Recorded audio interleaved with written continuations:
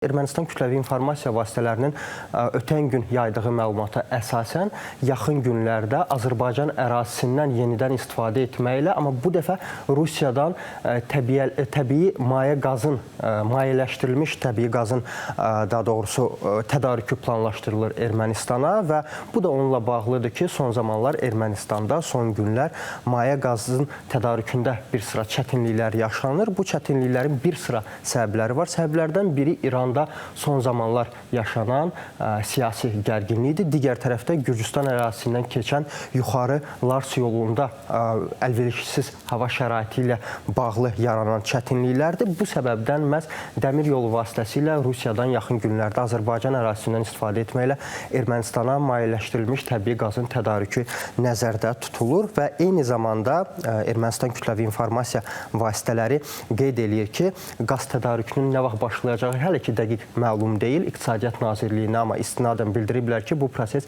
yaxın günlərdə başlayacaq. Xüsusi olaraq vurğulamaq istəyirəm ki, son günlər Ermənistanda maye qaz bahalaşıb və bazarda kifayət qədər çatışmazlıq yaranıb. Bütün bu proseslər fonunda ABŞ dövlət katibi Marko Rubio və Azərbaycanın baş diplomatı Xarici İşlər naziri Ceyhun Bayramov arasında telefon danışığı baş tutub.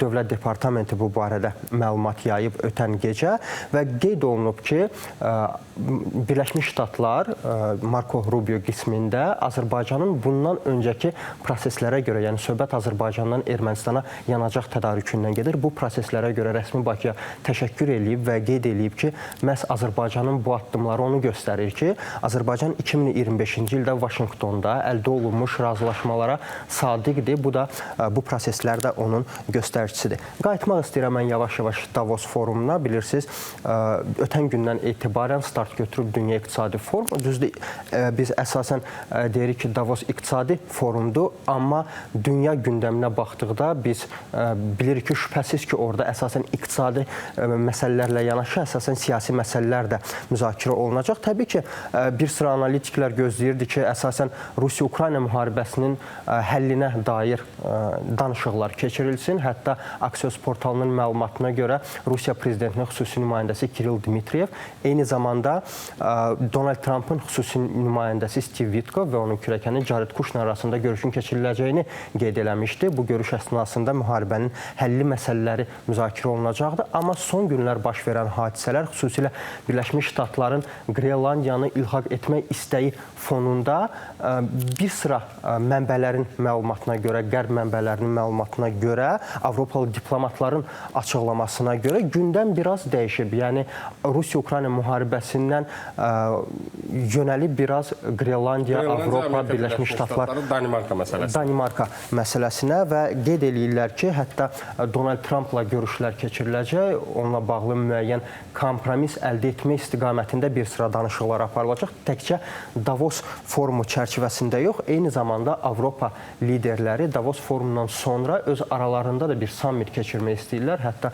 İtaliyanın baş naziri Giorgia Meloni qeyd edib ki, Donald Trump Davos çərçivəsində Avropa liderləri eşitməyə hazırdır. Və özümə çox maraqlıdır bu proses. Çünki indi necə olacaq, nə tər olacaq, biz bunu deyə bilmərik. Yəni, bu ilhaq baş verəcəkmi, ilhaq baş verməyəcək, yoxsa danışıqlarla bu məsələ həll olunacaq. Sadəcə olaraq bir maraqlı gəlir özümə ki, belə bir hadisə baş versə, bu və ya digər cəhdlə belə deyək, ilhaq olunsa Qrenlandiya, bəli, Amerika ilhaqı baş tutsa, bu alyans məsələsi necə olacaq? Çünki hər ikisi NATO üzvüdürlər, həmçinin Avropa Birliyinin nüfuzu məsələsi var ki, bunu mən demirəm, bir çox siyasi şərhçilər həm ölkəmizdə, həm ölkə xaricində xüsusilə bildirirlər ki, Avropa Birliyinin nüfuzu son illərdə biraz aşağı düşüb. Bu, onun gedişatına necə təsir eləyər bunun sonraki proseslər? Şəxsən mənim özümə çox maraqlıdır və düşünürəm ki, Davos forumunda bu danışıqlar, hansı ki, İtalyan baş naziri Giorgia Meloni də deyib ki, onlar danışacaqlar, dinləyəcək. Görəsən necə olacaq, Aysel? Mənim özümə də çox maraqlıdır ki, nəticə əldə olunacaqmı? Səhv etmirəmsə, dünən Danimarka prezidenti Amerika Birləşmiş Ştatlarına bir mesaj da göndərib. Yəni, onlar arasında bir telefon danışığı da olub və səhv eləmirəmsə, belə bir istək də var ki, çalışırdı ki, Danimarka prezidenti bir növ Donald Trump'ı öz fikrindən daşındırsın və Donald Trump da ona geri dönüş edərək deyib ki, mən 8 müharibəni bitirdim, amma mənə Nobel mükafatı verilmədi və belə bir əsaslar gətirərək heç də fikrindən daşınmayacağını qeyd elədi. Qısa düzəliş eləyim, Norveçin prezidenti. Bəli, Norveçin ola bilər. Bəli, doğrudur. Nobel mükafatına görə bir növ Trump öz narazılığını bildirdi və dedi ki, Amerika xalqı özü qərar verəcək. Halbuki xanım Machado ona Nobel mükafatı da təqdim edib, bilmirəm yəni bu. Firoz, Avropanın nüfuzundan danışdınız. Elə bu nüfuz məsələsindən irəli gələrək Avropanın bir sıra dövlətləri, Trumpın bilirsiniz, tariflər məsələsi yenidən gündəmə gəldi son günlər. Trump bildirdi ki, əgər Qrenlandiya məsələsində Avropa güzəştə getməsə, ilkin olaraq fevralın 1-dən 10% rüsumlar tətbiq olunacaq. İyunun 1-dən isə 25% rüsumlar tətbiq olunacaq. Təkcə elə bu rəqəmlər ən çox Almaniyaya zərər verir və hesablamalara görə il ərzində 15 milyard avro həcmli bir məbləğdən gedir Almaniyaya ziyan vurulacaq və elə bu prosesin qarşısını almaq üçün, öz nüfuzunu qorumaq üçün Avropa ölkələri də cavab tədbirləri göstərmək istəyirlər. Xüsusilə Almaniya, çünki az öncə də qeyd etdim, ən çox zərər onlara dəyir. Xüsusilə Maliyyə naziri Lars Klingbeil bu məsələdə aktivlik göstərir və Fransaya öz dəstəyini ifadə edib. Amma Rusiya-Ukrayna müharibəsində olduğu kimi, Ukraynaya dəstək məsələsində olduğu kimi, bu məsələdə də biz iki yolu görürük. Avropanın bir sıra ölkələri Amerikaya cavab tədbirləri göstərmək niyyətindədir, cavab tədbirləri tətbiq etmək niyyətindədir. Digər ölkələr, məsələn, Birləşmiş Krallıq, Britaniya bu məsələyə biraz ehtiyatla yanaşır. Ölkənin baş naziri Keir Starmer qeyd edir ki, biz yaxın gələcəkdə Birləşmiş Ştatlarla ümumilikdə ticarət müharibəsinə girməyə ehtiyac duymuruq və bu proses dialoq vasitəsilə, mümkün mexanizmlər vasitəsilə həyata keçirilməlidir. Bu da yəqin ki, onunla bağlıdır ki, Birləşmiş Krallıq Avropa İttifaqından bilirsiniz, bir neçə il bundan öncə ayrılıb. Elə biraz mən düşünürəm ki, Avropa Birliyinin, İttifaqın nüfuzunun biraz aşağı düşməsində və yaxud onlara qarşı belə deyə həm siyasi, həm iqtisadi həmlələrin bu və ya digər şəkildə Birləşmiş Ştatlardan artmasında Böyük Britaniya kimi böyük bir ölkənin, qüdrətli bir ölkənin biraz kənarda, yəni rəsmi olaraq kənarda özünü çəkməsinin də rolu var, yəni ola bilər. Çünki bunu dilə gətirənlər də var. Amma qeyd eləmək lazımdır ki, təkcə iqtisadi yox, hazırda Avropa ölkələrinin bəzi ölkələrində bilirsiniz ki, Amerikanın hərbi bazaları yerləşir. Məhz bu səbəbdən deməli Avropa ölkələrinin bəzilərində iqtisadi mexanizmlərlə yanaşı hərbi mexanizmlər də var. Elə bu məsələ də son günlər kifayət qədər müzakirə olunur. Məsələn, Times National məlumatına görə Almaniya ölkə ərazisində yerləşən Amerika hərbi bazalarına icarə verdiyi ərazilərinin qiymətini biraz da artırmaq niyyətindədir. Nə dərəcə doğrudur? Təbii ki, bunu rəsmi mənbələr deməli təsdiqləməyib, amma ən azından belə söhbətlər gedirsə, bu da necə deyərlər, od olmayan yerdən tüstü çıxmaz. Eyni zamanda mən qeyd eləmək istəyirəm ki, təkcə bu məsələlərlə yanaşı, bilirsiniz, Avropa ölkələri Birləşmiş Ştatlarla NATO alyansı çərçivəsində də müttəfiqdirlər və bu prosesin artıq parçalanması göz önünə gəlir. Bu səbəbdən İstəlilər koalisiyası ölkələri çərçivəsində Birləşmiş Ştatlardan kənar Avropa ölkələrinin bəziləri və Ukraynada daxil olmaqla yeni hərbi bir alyansın deməli